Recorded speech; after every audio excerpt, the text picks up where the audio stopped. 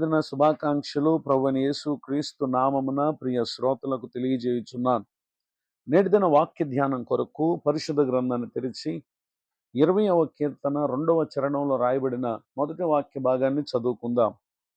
పరిశుద్ధ స్థలములో నుండి ఆయన నీకు సహాయము చేయునుగాక. చదవబడిన ఈ వాక్య భాగంలోని దీవెన నా ప్రియులకు మీరందరూ పొందుదురుగాక. మన ప్రభువైన యేసు క్రీస్తు వారు ఆయన మానవులమైన మనకు ఆయన సహాయం చేసినటువంటి దేవుడు. తన సహాయం ఎక్కడి నుండి అని అనగా పరిశుద్ధ స్థలము నుండి. పరిశుద్ధ స్థలము అని అంటే ప్రభు నివాసం చేసే ఉన్నతమైనటువంటి స్థలం.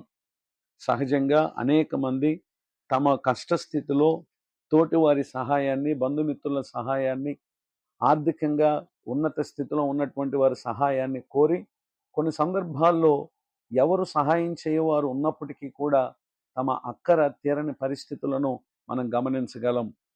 పరిశుద్ధ గ్రంథంలో రాయబడినటువంటి ఒక సంఘటన మనం పరిశీలన చేస్తే 2వ దినవృత్తాంతములు 20వ అధ్యాయం 12వ వచనంలో యూదా ప్రజలకు రాజైన యెహోషాపాతు అతని మీదకి మోయాబీయులు, అమ్మోనీయులు, మెయోనీయులు అనేటటువంటి కొందరు దండెత్తి యుద్ధం చేయటానికి వచ్చినటువంటి ఆ సందర్భంలో వారైతే ఒకరికి ఒకరు సహకారంగా ఒక్కడై ఉన్న యెహోషాపాతు మీదకి వచ్చారు. అయితే యెహోషాపాతు తనతో పాటు భూమి మీద ఉన్నటువంటి మిగిలిన రాజుల రాజ్యాల సహకారాన్ని అతడు కోరక పరిశుద్ధ స్థలం నుండి వచ్చు సహాయం యొక్క సంగతిని ఎరిగినటువంటి భక్తుడై ఈ 12వ వచనంలో అతడు, మా దేవా నీవు వారికి తీర్పు తీర్చవా, మా మీదకు వచ్చి గొప్ప సైన్యంతో యుద్ధం చేయుటకును మాకు శక్తి చాలదు, ఏమీ చేయుటకును మాకు తోచదు, నీవే మాకు దిక్కు అని అతడు ప్రార్థన చేశాడు. అనగా పరిశుద్ధ స్థలములో నుండి వచ్చు సహాయం కొరకు అతడు పరిశుద్ధుడైనటువంటి దేవునికి అతడు ప్రార్థన చేశాడు.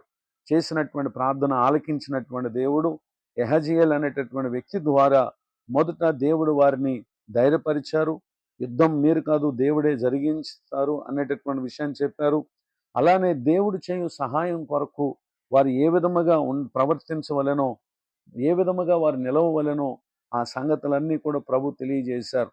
ప్రభు తమకు సెలవిచ్చిన రీతిగానే వారు పాడుచు ప్రభును స్తుతించుచు ఉండగా 2వ దినవృత్తాంతములు 20వ అధ్యాయం 22వ వచనంలో యెహోవా యూదా వారి మీదకు వచ్చిన అమ్మోనీయుల మీదను, మోయాబీయుల మీదను, శేయీరు మన్యవాసుల మీదను మాటుగాండ్రను పెట్టెను గనుక వారు హతులైరి.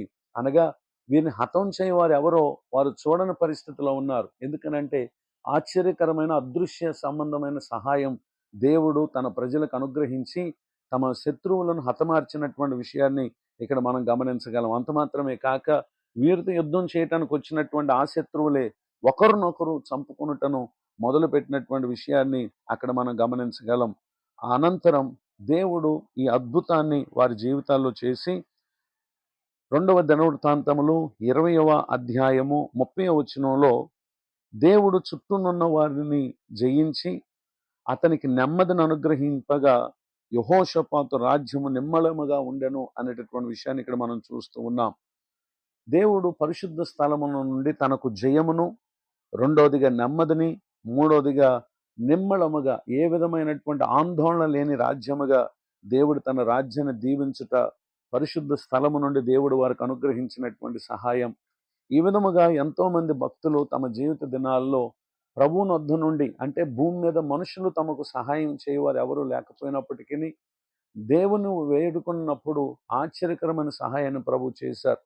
నాడు యోసేపు కొరకు లోకంలో ఎవరు లేరు, కానీ దేవుడే యోసేపుకు ఆశ్చర్యకరమైనటువంటి సహాయాన్ని ఆయన చేయటను మనం గమనించగలం.